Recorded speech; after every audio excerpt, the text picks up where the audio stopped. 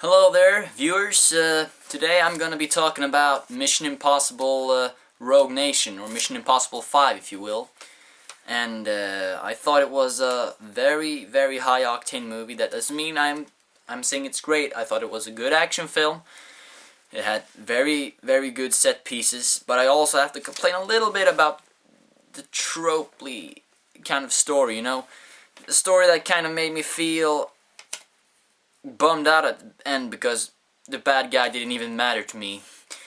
You know, when they cast Sean Harris as the bad guy, I get it. He's like a little bit evil looking, and you know, you had these syndicate thing. I thought that name for the organization was quite ridiculous. But let's get into what it was about.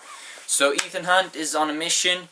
He captures some kind of nuclear bombs, and then he's going to get debriefed after. It was a very good opening scene where he's hanging out of the airplane, very publicized set piece there. But then after that he is kind of ambushed by this syndicate thing, and after that he's like obsessed about catching the guy who he was set up by.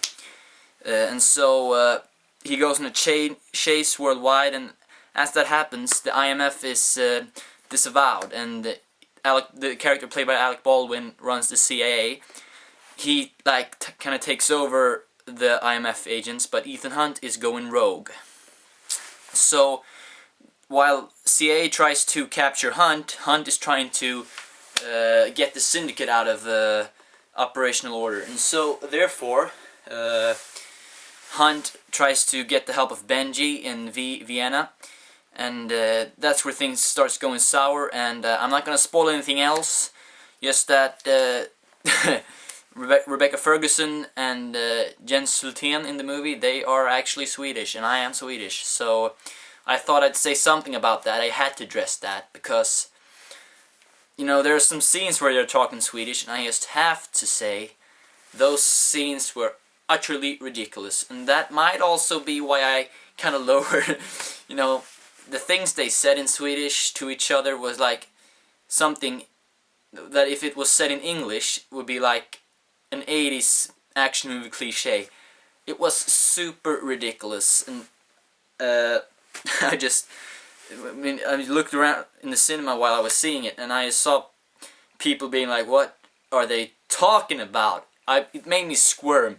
If you made an entire theater squirm, you've done something wrong. So please, if you're gonna talk like a native language to some country that you don't know anything about, please make the dialogue reasonable. That's all I have to ask, Hollywood. If you're gonna go to like Europe and like some country which you don't know much about, please use the right, you know, wording of phrases and whatever.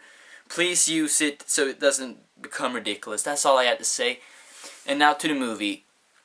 The actors, I think Tom Cruise, I have to say, is, I think, the last living movie star. He can pull this off over and over again. You believe him in each part. I know this is the 5th time he's played Ethan Hunt, but he does it again and again and again. He does these very good action movies. And I said it before, this is a good action movie. I am not going to take that back. But the story is not there. I think, for me, still, the best Mission Impossible movie has to be Ghost Protocol or Mission Impossible 3. Mission Impossible 1 was very good, but 3 just ups it. Don't even talk about 2. Who 2? Yeah, that movie was not that good. But 3 and 4, I have to say 4 is my favorite. That's also a Swedish character. They used a Swedish character and they didn't have to violate his native language. Thank you, Brad Bird. F you, Christopher McQuarrie, or whatever, whoever. And so I think this movie deserves. I'm gonna give this movie a 3 out of 5. I was gonna say 3.5, but no, it gets a 3 out of 5. That means it is a good movie. I'm not gonna say it's not, but it lacks, and it lacks in the story department, and it lacks in the woody acting performances of like the villain and, you know, other. Tom Cruise is like basically the thing that holds this movie up acting wise, you know. Simon Pegg is there.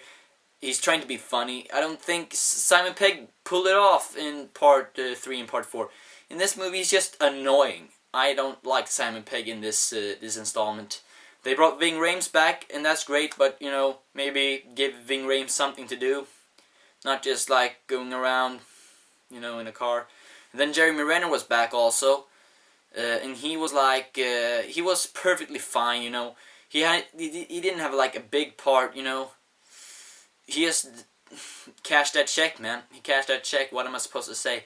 I think you know what I mean when you see the movie. Jeremy Renner cashed that mother effing check.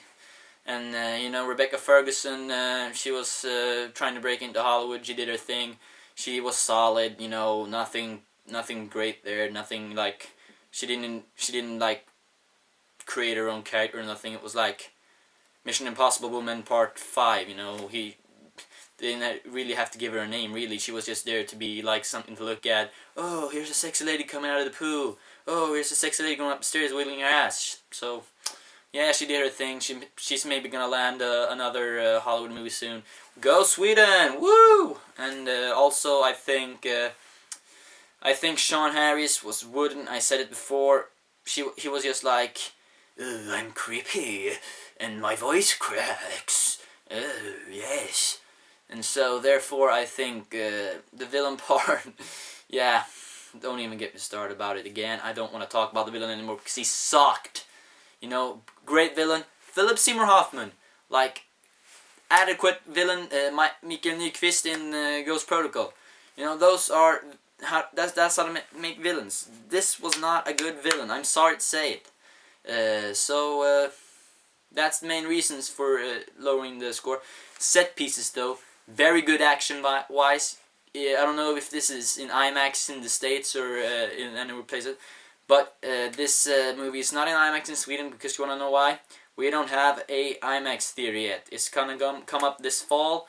And yes, I'm gonna go watch every movie I can in IMAX. But till then, I can't see things in IMAX. So, I don't know if this is in IMAX. But if it was, I'd be very, very thrilled to see this in IMAX. Because some set pieces were made for IMAX. Like the airplane scene or the scene in the freeway with the motorcycles.